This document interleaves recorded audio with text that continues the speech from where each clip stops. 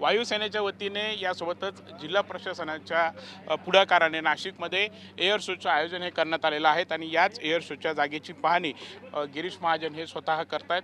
आपण बघितलं तर इथे आसन व्यवस्था असेल, सुरक्षेच्या कारणाचा सर्व आढावा घेतला जातोय। त्यांच्यासोबत अधिकारी देखील आहेत। गिरीश, हा एअर शो होतोय, कशी संपूर्ण आपण आढावा घेतलाय? सूर्यकिरण एअर शो मला वाटतं पहिल्यांदाच आपल्याकडे हा होतो आहे आणि अतिशय भव्य अविस्मरणीय असा हा कार्यक्रम मला वाटतं सगळ्यांनी बघावा। विशेष करून आपली जी लहान मुलं आहेत, शाळेतली महाविद्यार्थी, त्यांच्यासाठी अतिशय हा महत्त्वाचा असा शो आहे मला असं वाटतं। 9 फायटर जेट जे आपले आहेत ते हवेमध्ये सगळ्या चित्तथरारक कसरती करणार आहेत, तिरंगा त्या ठिकाणीवरती तयार करणार आहेत आणि अतिशय थरारक असा हा शो या ठिकाणी आयोजित केलेला आहे। मला वाटतं असा योग परत येणार नाही आपल्यासाठी आणि म्हणून आपण आग्रहाने हा शो या ठिकाणी मागून घेतलेला आहे। 60,000 लोकांची बसण्याची व्यवस्था आपण केलेली आहे वेगवेगळ्या ठिकाणी।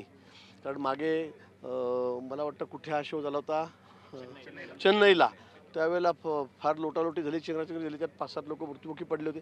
त्याची काळजी घेऊन आपण 7-8 ठिकाणी वेगवेगळ्या ठिकाणी गंगापूर धरणाच्या आजूबाजूला डिव्हाइड करून ह्या ठिकाणी हा शो आपण करतो आहोत। मला वाटतं की कोणीही संधी गमवू नये। इतका चांगला शो हा आपल्यासाठी, आम्ही नाशिककरांसाठी या ठिकाणी आयोजित केलेला आहे।